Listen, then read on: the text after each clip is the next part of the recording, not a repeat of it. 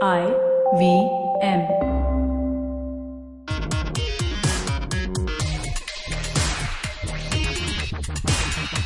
Hello and welcome to Simblified, the only podcast with an even number of hosts who are also odd. We try to even out your understanding of topics that interest us so the odds may forever be in your favor. You better believe it. You believe it better. Okay. I am Tony and I'm joined by Naren. Say hi, Naren.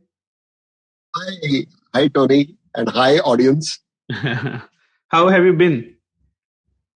Well, Our I've last been recording 2 minutes back, yeah, which we can't tell our audience. yeah. I've been better and better. There's this line in PG Buddha, one of those Roberta Wickham stories where this guy, it's a recurring theme. Like every time you feel sort of paranoid, you stand in front of a mirror and tell yourself, every day in every way I feel better and better. Every day in every way I feel better and better. And, so that guy is really scared by this young lady named Bobby Wickham. Yeah, you do that power stance thing in front of the mirror and stuff like that, no? To feel, I don't know, some people do it apparently. So anyway, Naren, my life has drastically changed this week because the IPL has ended. And interestingly enough, I have never really followed the IPL since its beginning till about 3 or 4 years ago. And there is a reason that changed. It is because of something called the Fantasy League.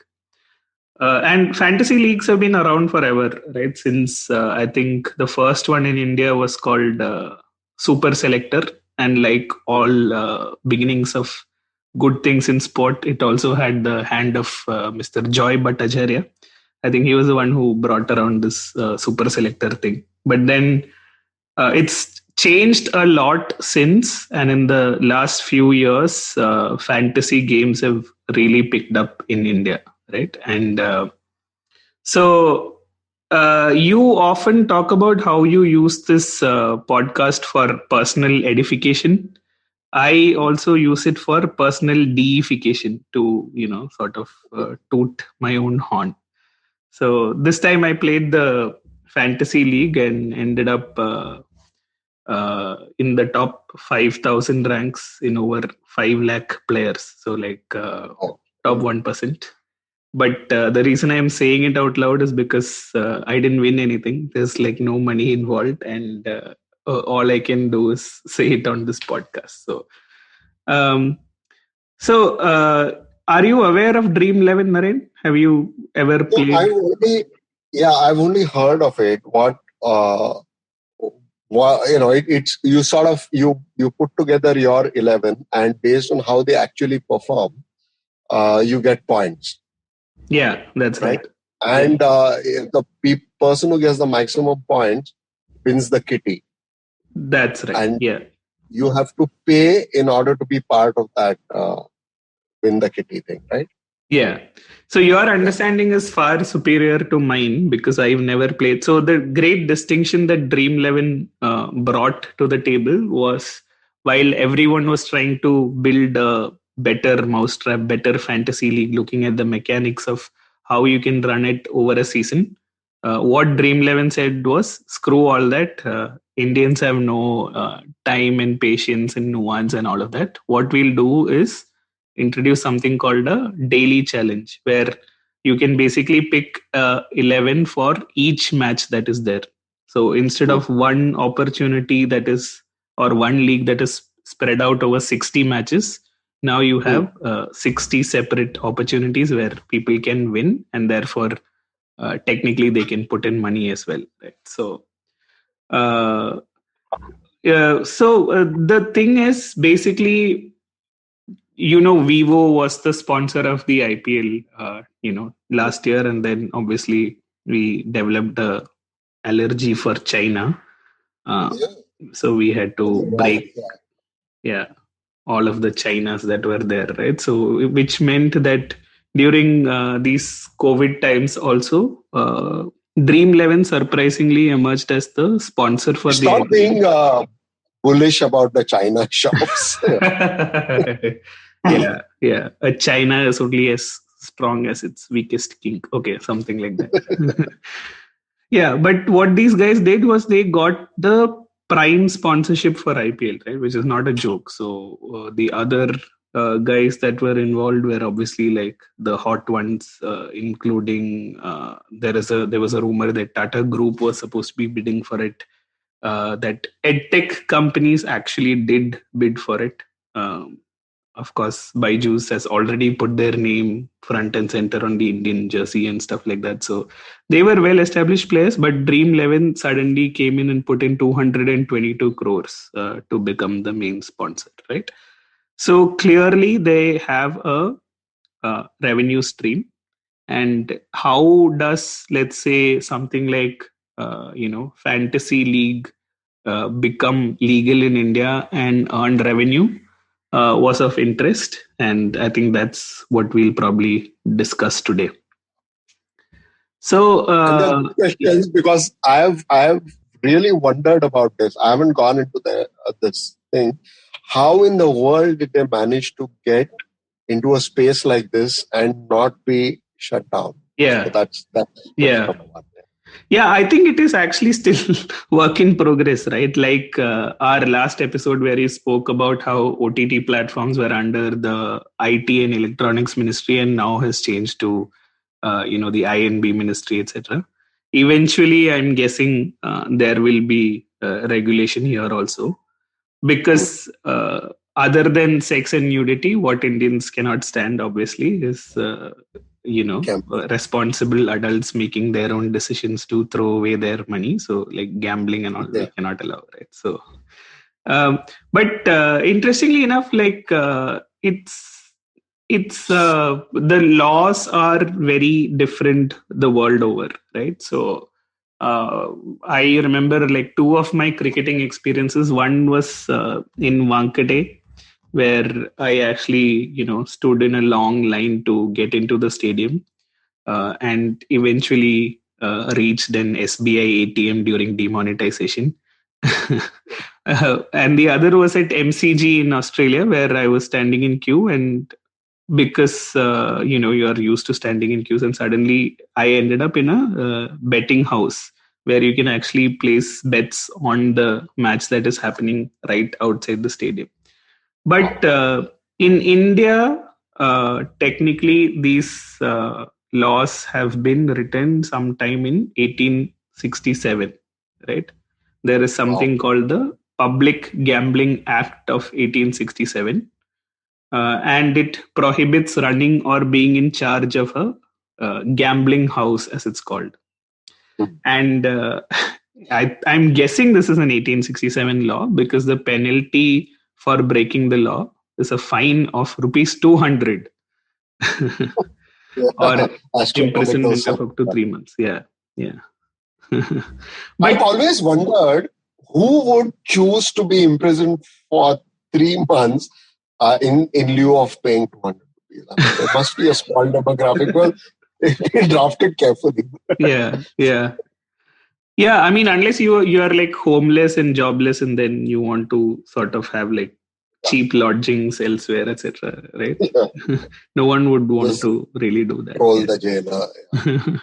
Yeah, but the point is that the Indian courts since 1867 have always been against gambling because it is an activity which deters the growth of the economy and causes a loss of a man's income. Is what the patriarchs of the nation have always thought about it. And essentially, why is that? Because it's gambling involves a wager where there is a certain event which can happen or may not happen, right? And so essentially, in the parlance of law, gambling is a kind of contingent contract. And contingent contract means that there is a certain kind of risk, and the outcome of that risk will determine who is the winner and who is the loser. So contingent contract by law is void. It's a void contract. but Oh, that does not mean it is illegal. So basically, what that means is you and I can enter into a wager, but we can't technically go to court have it because, enforced. Yeah, we can't because the enforce court it. will say that this is the contingent contract, and therefore, please go away. Now go to the next place where you'll be tried for gambling in the first place. So, and it's always been heavily restricted, right? Gambling, but it's also a state subject. So, based on the schedule that it lies in, I mean, the seventh schedule of the Constitution of India, as per list two, uh, betting and gambling rests with the states, which means that each state can determine its own laws about gambling, right? That's why you have those 10 crore rupees Sikkim lottery. Ah, yeah, yeah, we'll get to that. But so yeah, interestingly, in India, Sikkim is one state which allows gambling in a restrictive form. The other, of course, is Goa, right? Hmm. So there is a Goa Dam and Dew Public Gambling Act of 1976. And what they did was they basically authorized five-star hotels or offshore vessels are Hmm. allowed to sort of enter into gambling. So basically, you will find if you go to Goa, there are several casinos which Yeah, they are all moored in the yeah, river. Yeah, yeah. And the reason not for really that is offshore. the Carl reason Lewis or Bob Beeman could probably jump in. It's not full speed anymore. yeah. Not really all that far. Yeah. So yeah, either you have to be offshore or you have to, build a five-star sort of property to sort of do it. And I think in Daman and Dew, these Delton guys have built one now where it is legal. So now there is a five-star, gambling area also, right? But so technically, we've been speaking about gambling so far, but are there differences in how certain things are treated, right? And in India, the court has basically tried to put a line saying there are essentially things that you put money on, or games that you put money on, which are either based on chance or mere skill, right? And mere skill is actually then further defined to say it's a game that needs a predominant amount of skill, not that it's fully skill based. And why this came into being, I guess, was because of horse racing, right? Because horse racing and betting on horse racing has been fairly legal in India since, I would say, the beginning of time, right?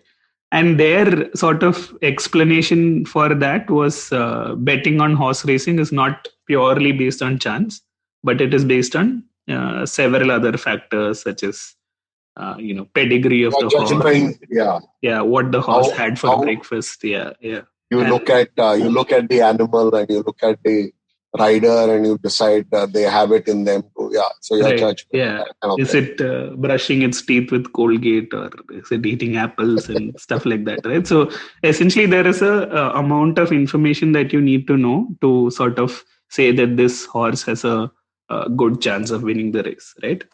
And again, it's not like you can basically do horse races anywhere in the country. There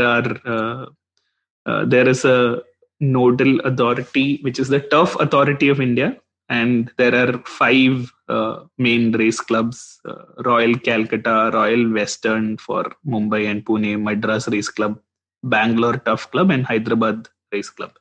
And there's one in Mysore also, I think. No, Yes, yes, yes. yeah, and It's really difficult to get membership of these clubs, yeah, actually. Yeah. exactly. Yeah. So not anyone can do it. You basically need to get membership to these clubs Mm. to sort of do it. And I guess the distinction there was anyone who was able to sort of get membership to these were, past aristocrats and rich people who were basically able to Got bend it. the Yeah. law in their way, right? So technically, the what I'm saying is that the state should get off its high horse, right? Because if you're if you're saying betting on horse racing is legal, then what's the difference between betting on a match, right? Like if it's India versus Australia, I still need to know, certain amount of things to be able to put money on a match. And that I'm guessing will never happen, right? Because there is obviously like elements of a morality saying gambling is bad, b also the issue of like fixing matches and stuff like that, right? So interestingly enough, during these pandemic times, right, when matches were not happening, there was one enterprising fellow in Punjab, and what he did was he conducted a Sri Lankan T20 league in Chandigarh. So basically, he hired local players, hired out a stadium, and streamed the match on YouTube and channels like Fan Code.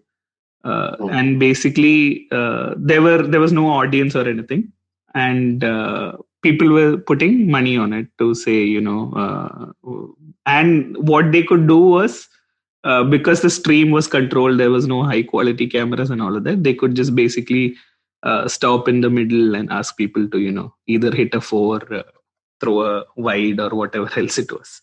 So yeah, there was a Sri Lankan T20 league that happened in Chandigarh in July. Yeah, so there is some element of sense to say, if you don't regulate gambling or betting, or do it in a proper manner, ultimately we are all in it for the sport, right? And that So itself could. what happened to the Sri Lankan T20 league? That guy, did he make a lot of money? Yeah, so I think he got caught because obviously, like, once it's on the internet, people ask, right? Like, you can't just randomly make up Sri Lankan names. It takes a fair bit of effort to make up one Sri Lankan name itself. uh, so, why this came up was because Fan Code, which was sort of streaming this, is actually owned by Dream 11 also. So whenever you get big enough to be able to sponsor IPL, people have their eyes on you, right? And the other thing was to say Dream 11 actually has like investment from China, from Tencent. About 10% of their investment is actually from China as well. Yeah, but other than horse racing, which is legal to be, you can put bets on, but not sports. The other big thing that you referred to earlier is lottery, right? Which is, in some senses, the worst form of gambling, because the odds are heavily against you, right? Clearly stacked against. Yeah. And there is absolutely no element of skill there. Yeah. As a man of mathematics, you should be completely shocked if something like this is legal, but something like betting on one out of two teams is not, right? But again, lottery is also legal only in 13 Indian states, and apart from Sikkim, Kerala was the big one, because the government itself ran lotteries, right? To sort of, and they said like the money was going towards charity or other things and stuff like that. But it's basically a good way for the state to make a lot of money because of the way lotteries are structured. It's pretty, it's like, I remember there were lotteries when we were kids, and they were all like, somewhere in the advertising was how buying that lottery would actually help your government. That was part of it. That was, you would actually, and so you had, when we were growing up, all lottery tickets were sold by blind people. So buying a lottery ticket, you would actually help the blind person. That was the right. Yeah, I mean, this was a thing, right? Yeah, differently able people were. I think even in Kerala that was the case, that you got a lottery license if you were differently abled and stuff like that. So somehow, but the false equivalence cannot be false. Yeah. I mean, it was cleverly marketed for that time. Yeah, it's something which is complete scam. You just sort of dress it up as a social good, and trot it around and people actually follow. Yeah.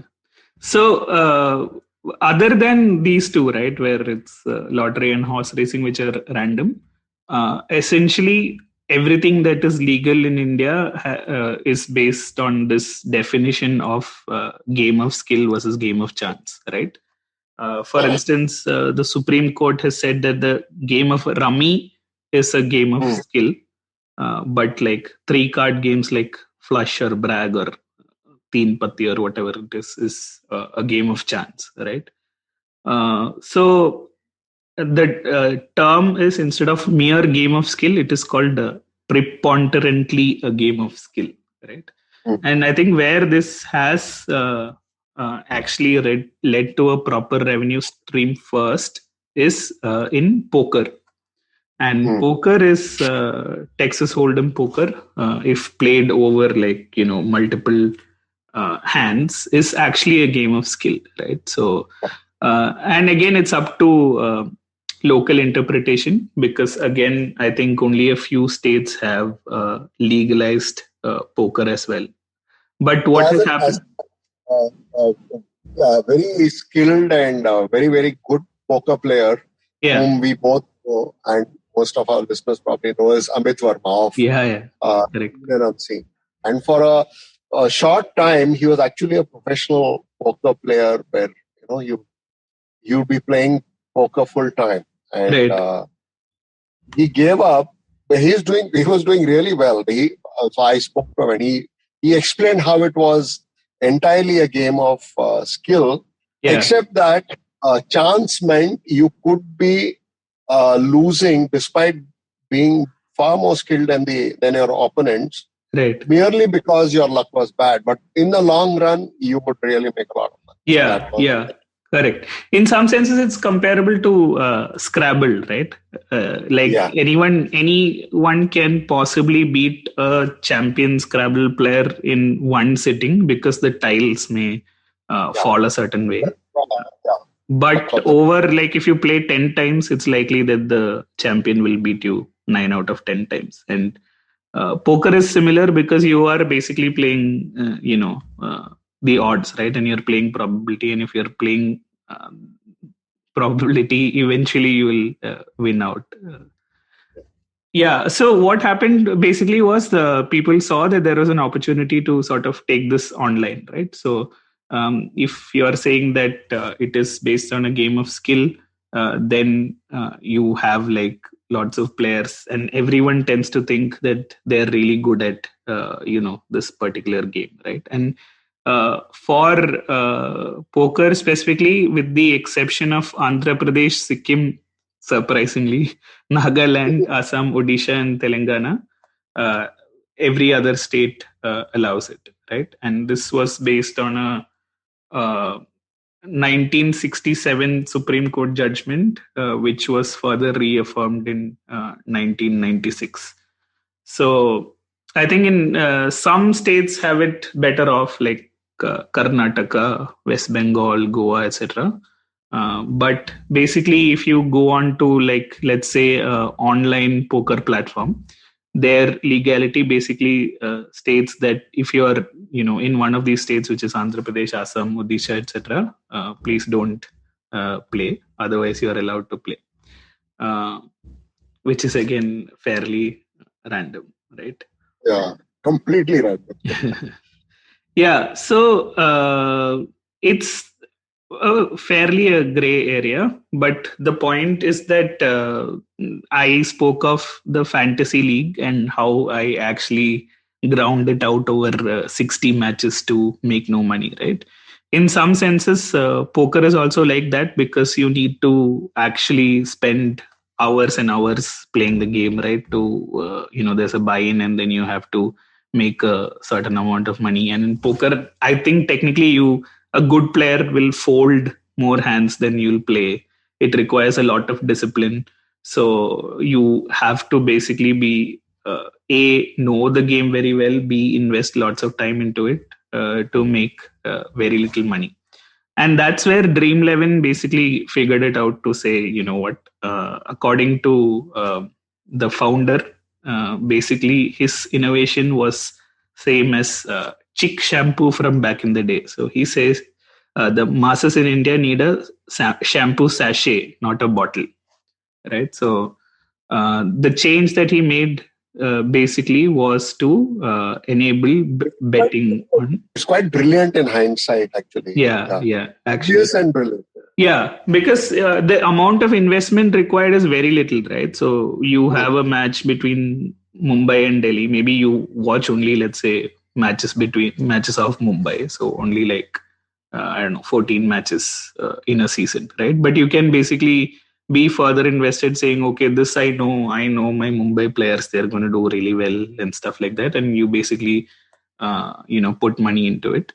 And the idea is that because there is massive scale, right? So in India there are around 100 million players on Dream 11 totally, right? And about 20% have played a paid game. So you can basically either play the non-paid version, free version, or you can put in money and say, I know everything, I will make money. So 20% of 10 crore is not a small amount of people, right? So what that means is that the higher end payout happens to be in crores and stuff like that. So with one match, technically you're given the carrot saying you could make a crore or more, right? And yeah, so the other thing was in fantasy league, what usually used to happen was if you even miss one match or two matches and you forget to make a substitution, etc., it's unlikely that you will win because it will uh, significantly dent your chances, right? But here it was all about instant gratification, and the slate is like clean every match. Yeah, exactly. And so, I mean, in my mind, it requires way less skill than running it over, a period of time. Because in a proper fantasy league, which is stretched out over 60 matches, you have, let's say, limited 110 substitutions over 60 matches, right? So then you have to play a strategy in terms of how you use those substitutions, which matches you put more players in and stuff like that. Whereas here, it's practically you just have to pick 11 players and sit back and enjoy, right? And like I said, the payout is basically a very pyramid kind of structure, right? So only like the top 5 or 10 people make any money. The others, if you put in like 30 rupees, you might get back like 10 rupees or things like that. And obviously, so it was not without a hitch. And this freemium model ran for 5 years without any problems. Then in 2017, one guy basically dragged them to court, right? Saying, I've been putting lots of money into your league and I haven't won anything. In fact, he had lost like 50,000 rupees by the time he went to the Punjab and Haryana court. And in a good way, Punjab and Haryana court said that it is a game of skill, and therefore, you're probably not skilled enough. So it was thrown out, and it is basically still in a legal state. And they have this in not just in cricket. Actually, they basically, once you've established the tech platform and the model, and you have network effects. It's essentially like any game can be fantasized, right? So they have it in kabaddi and basketball and stuff like that also. And again, like we spoke last week, this is currently, it's not a regulated industry, right? It's self-regulated by one, sort of union called the Indian Federation of Sports Gaming, which was formed in 2017 and is actually headed by the guy who's founded Dream 11 itself. Yeah. So that's how things are currently. But, like with all of these things, it's much better if there are clear legalities around it, right? Because they are also expecting that this will, soon run into legal troubles and it'll be left upon the judgment of one judge or the other. Once you've invested significantly in this, right, then there's always that legal trouble that is behind your back. But there has been a uh, private bill that was introduced in the Lok Sabha in the last Lok Sabha, seeking a mechanism for the unorganized online gaming sector, and it was introduced by Shashi Tharoor. So his point of view was that it's fairly progressive compared to the rest of how India works.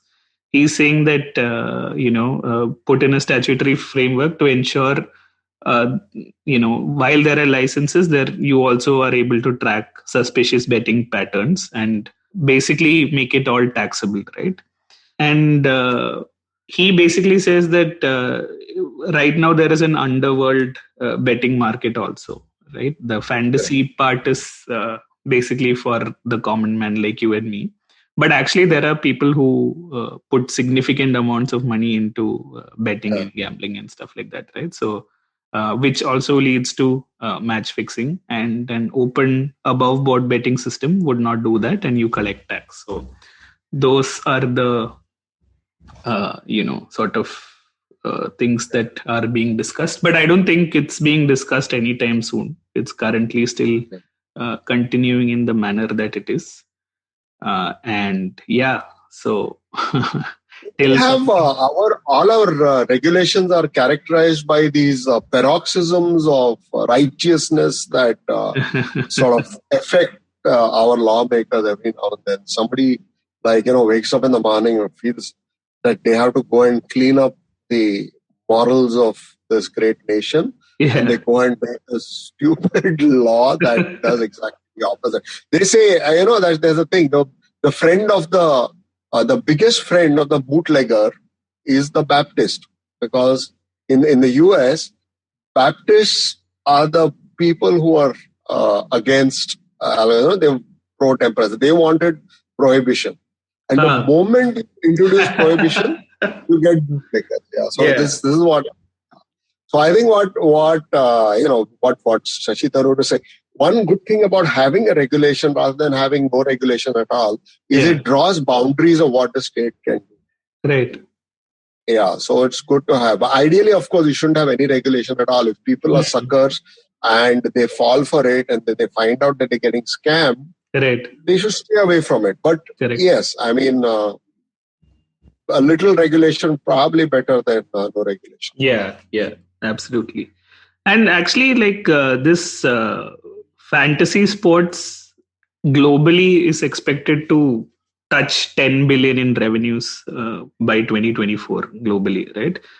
Which means that if this is like the reported regulated market of betting, then imagine the unorganized sector, right? There's large amounts that is to be there. And even in India, it's supposed to be around $1 billion by next year is the revenue stream for fantasy games. So pretty substantial and significant, and therefore better to have clear laws than nothing at all. So even the government realizes that people need to go out and spend money in order for the economy to. It doesn't matter how they're spending their money; they need to go out and spend money.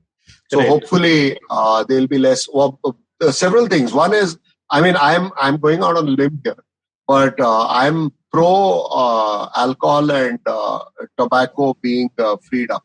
Absolutely, yeah. And I really didn't like the way they handled crackers. I don't know why they were so brutally harsh on the cracker industry. Right. I cannot for the life of me believe it's that harmful. Okay, a few people who have, but people who are prone to asthma and, who can be triggered by air pollution, they are going to be triggered by, the regular pollution on the streets as well. Right. The crackers are going to be a really small. So there hasn't really been any scientific study. People have just gone and demolished the livelihoods of I don't know how many people in that entire industry. Yeah. And for no benefit at all. So it's really, things like that should be stopped. Absolutely. We should take away government powers to that. Yeah. I think the only thing that you can say as like a negative of, let's say poker or any of these online gambling things is that it is zero sum in that sense, right? Because someone has to lose money for someone to win money, and the platform keeps raking in money regardless because they take a cut of the overall winnings.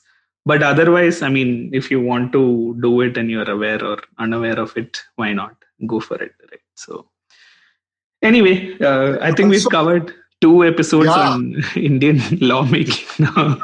We're going to be Simplified is the premier Indian legal podcast.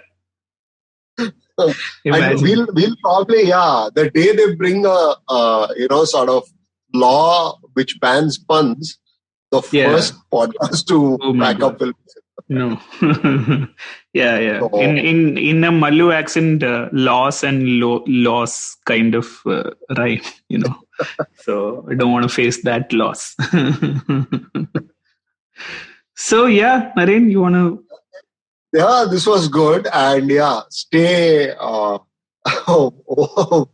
stay safe, stay gambled. Stay odd, stay bettered, and stay simplified. Yeah, stay odd, stay bettered, and stay simplified. Yeah. Bye. Yeah. Bye.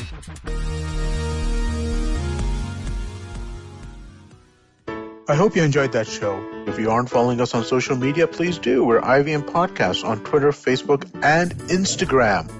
Another fun week in the books last week, and I think you guys should definitely check out some of the shows that we did. So first, let me tell you about Cock and Bull. We did 2 Cock and Bulls on Cyrus Says last week, which is, I don't think we've ever done before. But there was just so much to talk about, and it was fun. The first one was just on Trish, myself, and Cyrus. The second one, we had Abhijit Ganguly on, and that was a great episode. Do check that out. Check out Know Your Kanun as well. It's been a while since I spoke about that show, but Amber's been doing a great job on it. This week he spoke to Naina Sharma, a Canadian lawyer, about the ways that you do business in Canada and the challenges that presents. Definitely very interesting stuff. Do check that out. The guys at Naan Curry are doing some really, really fun stuff. Do check out their latest episode. They talk about roti, the simple bread, but it's got some complications to it. Let them tell you about what they are. Do check that out. Also, do definitely check out the Wire Talks with Siddharth Bhatia. He's been killing it, man. It's just a new show, but what great conversations. This week, he had Siddharth Singh on to talk about pollution. Do check that out. And you know what, guys? The best news of all, Simblified is back. They've been back for a few weeks, and I haven't called them out before, but remember that they're back and do check them out. This week, they talk about, does censorship make sense? Knowing the guys, I think I know the answer to that, but you should go check that out. And with that, I hope to see you again next week. पेश खिदमत है आपकी शान में हमारे अंजुमन से. Hi, I am Sadaf. And I'm Arshid.